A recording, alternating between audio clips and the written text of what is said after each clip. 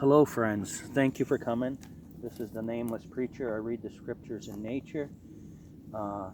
This is chapter 39 of Genesis, and thank you for being here. May the Word of God be a blessing to us. And please remember that faith cometh by hearing, and hearing by the Word of God.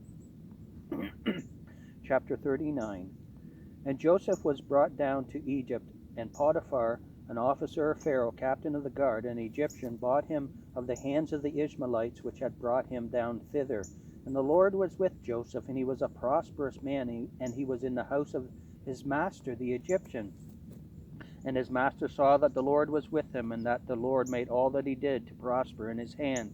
And Joseph found grace in his sight, and he served him, and he made him overseer over his house, and all that he had put into his hand.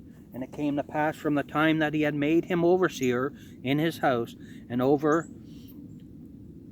all that he had, that the Lord blessed the Egyptian's house for Joseph's sake. And the blessing of the Lord was upon all that he had in the house and in the field. And he left all that he had in Joseph's hand, and he knew not aught he had, save the bread which he did eat. And Joseph was a goodly person and well favored.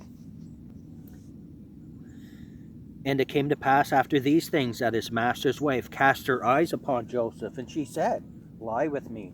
But he refused, and said unto his master's wife, Behold, my master wotteth not what is with me in the house, and he hath committed all that he hath to my hand. There is none greater in this house than I, neither hath he kept back anything from me, but thee, because thou art his wife. How then can I do this great wickedness and sin against God? And it came to pass, as she spake to Joseph day by day, that he hearkened not unto her, to lie by her, or to be with her.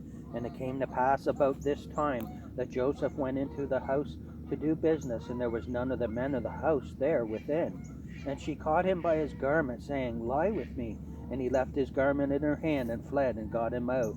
And it came to pass, when she saw that he had left his garment in her hand, and was fled forth, that she called unto the men of the house, and spake unto them, saying, See, he hath brought in an Hebrew unto us to mock us.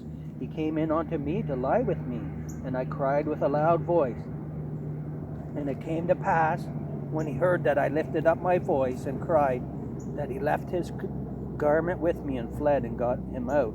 And she laid up his garment by her until his Lord came home. And she spake unto him according to these words, saying, The Hebrew servant which thou hast brought unto us came in unto me to mock me. And it came to pass, as I lifted up my voice and cried, that he left his garment with me, and fled out. And it came to pass, when his master heard the words of his wife, which she spake unto him, saying, After this manner did thy servant to me, that his wrath was kindled. And Joseph's master took him, and put him into the prison, on a place where the king's prisoners were bound.